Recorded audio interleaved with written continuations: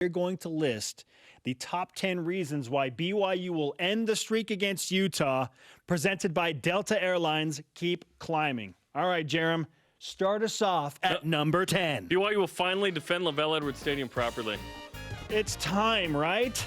BYU has not been good at home under Kalani Sitake. I feel like this is game show music. I was hoping it'd be more intense, like with purpose. Okay. Maybe we can switch it up. Maybe we can switch it up, okay? Yeah, BYU stunk at home the last 2 years, 5-7. Come on, let's go. It's defend. time. It's time to defend. Fading out. Nice. That means they think they have something. Okay. All right, we'll listen. We're going to bring on the dramatic music. Oh, number 9. Oh, we don't have anything. Number 9. BYU has never lost an August home opener. 7-0 all time. Yeah, let's keep that going. And they have 4 wins in those 7 games against Power 5 teams. Well, Texas A&M. Washington State, I believe, was the most recent at home in 2012. Oh, home openers against top 15 teams. 96 Texas A&M, 2013 Texas. Interesting. Number 8, Utah's kicking game is suspect. Okay, punter Ben Lennon from Australia. Okay, trying to be the next Mitch Wisnowski.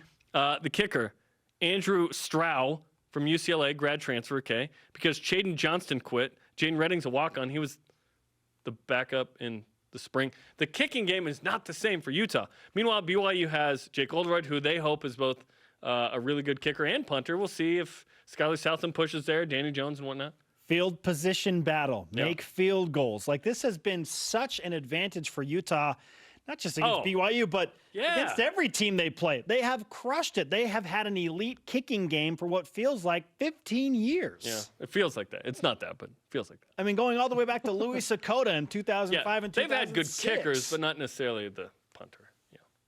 Yeah, it's been a long time. Yeah, great punters and kickers. True. And returners. At one point, Eric Weddle was punting. So yeah, I mean, if that guy could punt, then. Number 7, balance needs to be restored. And now we're talking. Yes, the intensity is here. Balance must be restored to the rivalry.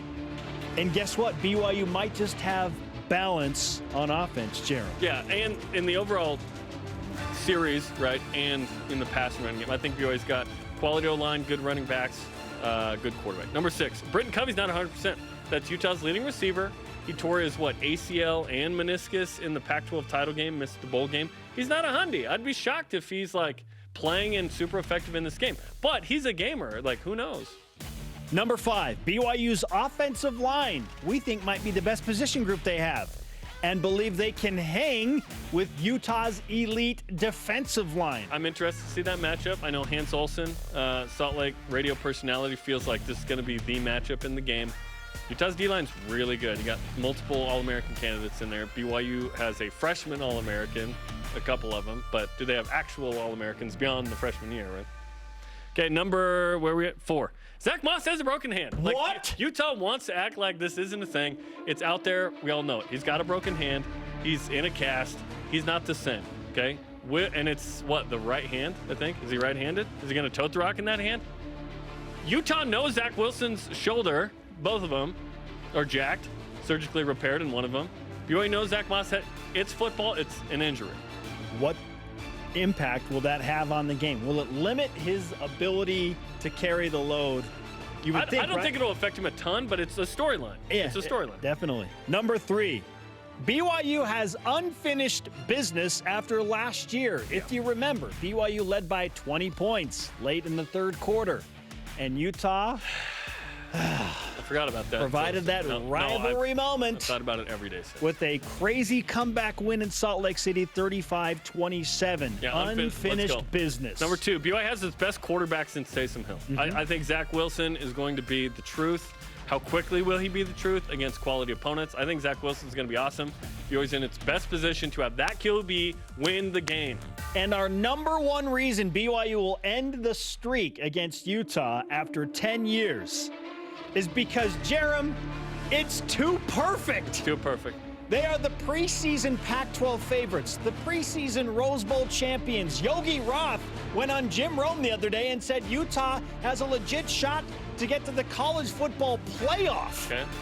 It's too perfect. Of all the years for BYU to beat Utah, it would be this year. This is the one. In Provo. End the streak when they have no business being on the field with that elite Pac-12 team. This would be too perfect. Too perfect. It'd be too perfect. Almost poetic, really. Yeah. And like I mentioned, top 15 teams in the home opener, BYU's been there, done that. Those are the top 10 reasons BYU will end the streak.